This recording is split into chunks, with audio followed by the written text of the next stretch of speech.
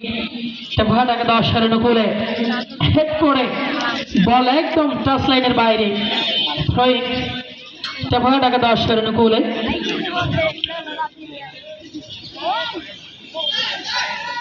লম্বা throwing head করলেন, সেখান থেকে আবারও লালমেহাটাকে 10 রান অনুকূলে বল, কিন্তু পরাস্ত হলেন। চলছে হাড্ডাহাড্ডি লড়াই, আবারও ছুটছে লালমেহাটাকে 10 রান অনুকূলে সেই সম্ভব। আবার 1 নম্বর থেকে শম্ভু কি করবেন, লম্বা কি চমৎকার এটা ছিল, কিন্তু গোলরক্ষক প্রশংসা না করলেই নয়, যদিও বা হাত ফসকে বেরিয়ে গিয়েছিল বল, কিন্তু আবারও সুন্দরভাবে বলটিকে তালুবন্দি করলেন, যার কারণে কোনো বিপদ নাই, কোনো দুর্ঘটনা নাই। বল সোজা মধ্য মাঠে, টেপাহাটাকে 10 রান অনুকূলে লম্বা কি এদিকে প্রস্তুত টাংশ। আবারও লালমেহাটাকে 10 রান খেলোয়াড় 88 নাম্বার জার্সি, সেখান থেকে আবারও সম্ভব কি করবেন,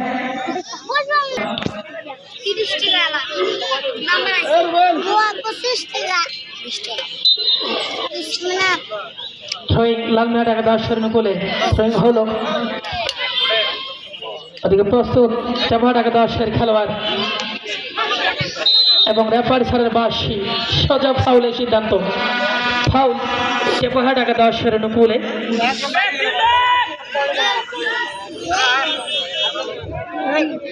এখনো পর্যন্ত টেপাহাট 0, অপরদিকে লালমেহাট স্টেডিয়াম পাড়া 0। রেফারি স্যারের বাঁশি, লম্বা কিক মধ্যমাঠ পেরিয়ে ডিবক্সে ঢোকার চেষ্টা, ওদিকে প্রস্তুত টাংশু হেড করলেন এবং সোজা আউট, গোলপোস্ট পেরিয়ে সীমানার বাইরে আউট। লালমেহাটাকে 10 রান অনুকূলে কি করবেন সেই সাদ্দাম, লালমেহাট স্টেডিয়াম পাড়ার ক্যাপ্টেন। লম্বা কিক মধ্যমাঠ পেরিয়ে দিকে হেড করার চেষ্টা, টেপাহাটাকে 10 রান অনুকূলে বল, কিন্তু কোনো খেলোয়াড় না থাকায় বল সোজা টাচ লাইনের বাইরে। থ্রোয়িং লালমেহাটাকে 10 রান অনুকূলে, থ্রোয়িং হলো শম্ভু। লম্বা কিক নেবেন, ডেবক্সে ঢোকার চেষ্টা, দুর্বল শট, যার কারণে গোলরক্ষক সুন্দরভাবে বলটিকে তালুবন্দি করলেন এবং মধ্যমাঠ পেরিয়ে সেখানে সতীর্থ খেলোয়াড়কে দেওয়ার চেষ্টা, কিন্তু সাদ্দাম সুন্দরভাবে বলটিকে ক্লিয়ার করলেন। আবারও সেই লালমেহাটাকে 10 রান অনুকূলে বল, 11 নম্বর কি করবেন, কোনো প্লেয়ার নাই, ফাঁকা মাঠ, যার কারণে গোলরক্ষক হাই হাই। লালমেহাটাকে 10 রান অনুকূলে বল ছিল এবং রেফারি স্যারের বাঁশি, সম্ভবত ফাউল।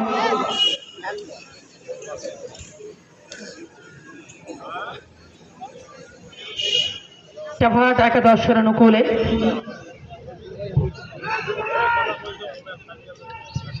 লম্বা কিক হেড করলেন 7 নম্বর জার্সিধারী খেলোয়াড়, এদিকে প্রস্তুত সাদ্দাম, সেখান থেকে 44 নম্বর জার্সিধারী খেলোয়াড় পরাস্ত হলেন, উড়ে আসে যেন 6 নম্বর জার্সিধারী খেলোয়াড়, বলটিকে ক্লিয়ার করার চেষ্টা, কিন্তু আবার পরাস্ত হলেন, সেখানে 44 নম্বর জার্সিধারী খেলোয়াড় তার সতীর্থ খেলোয়াড়কে দিলেন সেই শম্ভু কি করলেন, পরাস্ত হলেন ওখানে, যার কারণে বল সোজা টেপাহাটাকে 10 রান অনুকূলে।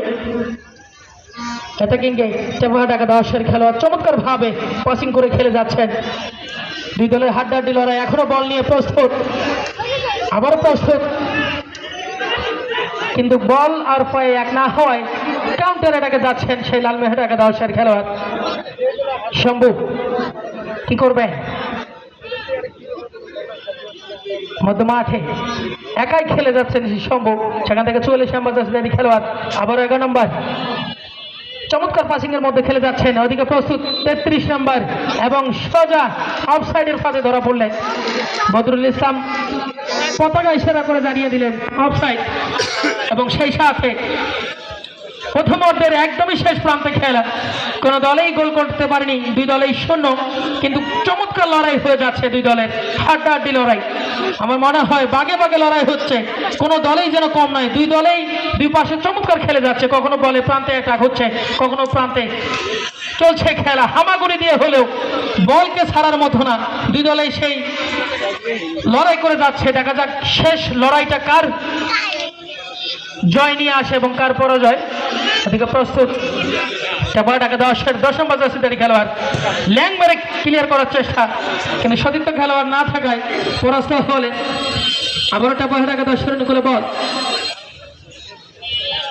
সুন্দর পাসিং মধ্য মাঠে, লম্বা কিক নিবেন, কিক নিলেন, ওখানে হেড করলেন, যার কারণে বল সোজা সীমানার বাইরে। থ্রোয়িং টাকা 10 অনুকূলে।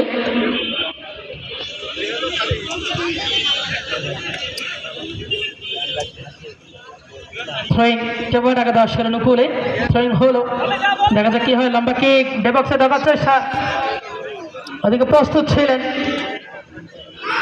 66 নম্বর জার্সিধারী খেলা, যার কারণে কোনো বিপদ নয়। পাগলা ঘোড়ার মতো ছুটে চলছে লালগাঁও টাকা 10 22 নম্বর জার্সিধারী খেলোয়াড়, সম্ভবত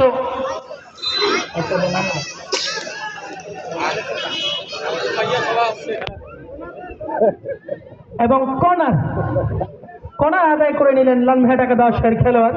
দেখা যাক কি হয়। গোলরক্ষক প্রস্তুত, এই কর্নার থেকে কোনো বিপদ আসে কিনা।